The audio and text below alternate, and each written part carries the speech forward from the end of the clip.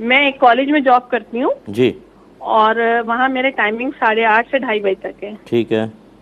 ٹھیک ہے. اب ہم سب کی ٹائمنگ یہی ہے جتنا اسٹاف ہے، فیکلٹی ہے. جی جی. تو ہمارے ہیڈ آف دی ڈپارٹمنٹ بھی ہوتے ہیں، تو کوئی اس ٹائم کو فالو نہیں کر رہا ہوتا. صرف گنتی کے 1 یا 2 لوگ اس کو فالو کر رہے ہوتے ہیں. تو جو ہیڈ آف دی ڈپارٹمنٹ ہے وہ بھی 10:30 بجے تک آتے ہیں، 1 بجے چلے جاتے ہیں، یا 11:30 بجے آتے ہیں. کہیں کلینک کرنے چلے جاتے ہیں یا دوسرے کالجز میں لیکچر لینے چلے جاتے ہیں. ٹھیک ہے.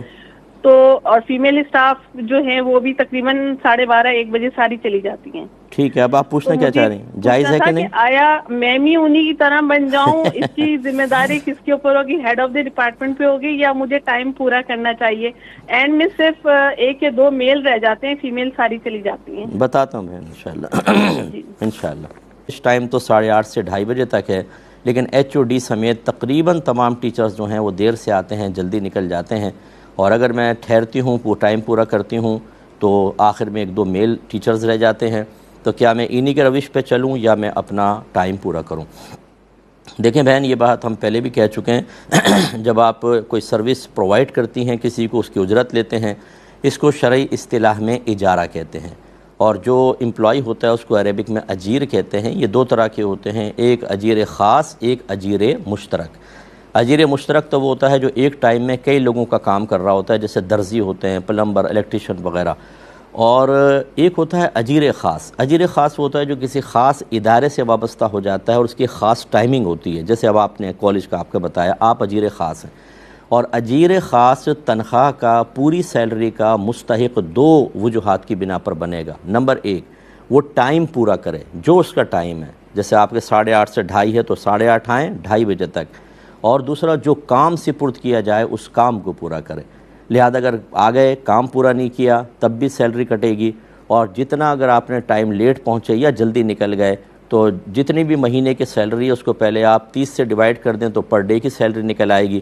اس میں پھر جتنے گھنٹے، جتنے منٹ آپ نے کیا ہے، اس پھر ایک دن کی سیلری کو ان گھنٹوں کے اندر تقسیم کر دیں کہ ہر منٹ یا ہر 1 گھنٹے کے کتنے پیسے بنتے ہیں. بس جتنا آپ نے کوتاہی کی ہے اتنی سیلری کے آپ مستحق نہیں ہیں، وہ لینا آپ کے لیے بالکل ناجائز ہے. اور یہ سمجھ لیں کہ آخرت میں سخت عذاب کا سبب بن سکتا ہے. اور اگر فرض کر لیں کہ آپ وہاں پر آئے، کام کوئی نہیں ہے، جیسے امتحان کے دنوں میں بعض اوقات کالج میں کوئی ایکٹیویٹی نہیں ہوتی ہے، اسٹوڈنٹس بھی تیاریاں کر رہے ہوتے ہیں، اس میں بھی کم از کم ٹیچر جیسے کہا ہے کہ کلاس میں بیٹھیں تو کلاس میں بیٹھیں.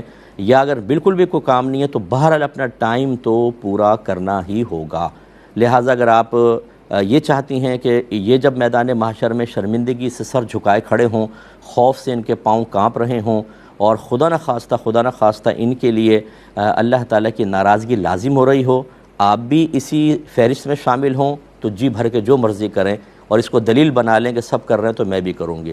اور اگر آپ یہ چاہتے ہیں کہ خدا نہ خواستہ، یہ تو ہماری خواہش نہیں ہونی چاہیے کہ ان کے ساتھ ایسا ہو، لیکن اگر کوئی نہ مانے تو، اور آپ چاہتی ہوں کہ یہ مشغول ہوں، میں خوشی خوشی سیدھے ہاتھ میں اعمال نامہ لے کر جنت کی طرف جا رہی ہوں، اور یہ سب مجھے حسرت کے ساتھ دیکھ رہے ہوں اور پچھتا رہے ہوں کہ کاش ہم اس کی طرح، اس کو دنیا میں بے وقوف کہتے تھے لیکن کاش اس کی طرح کر لیتے. اگر یہ چاہتی ہیں تو پھر زمانہ چاہے کچھ بھی کر رہا ہو، آپ کو وہ کام کرنا ہے جو اللہ تبارک و تعالی اور اس کے رسول کی رضا والا ہے. تو آپ اپنا ٹائم پورا کریں.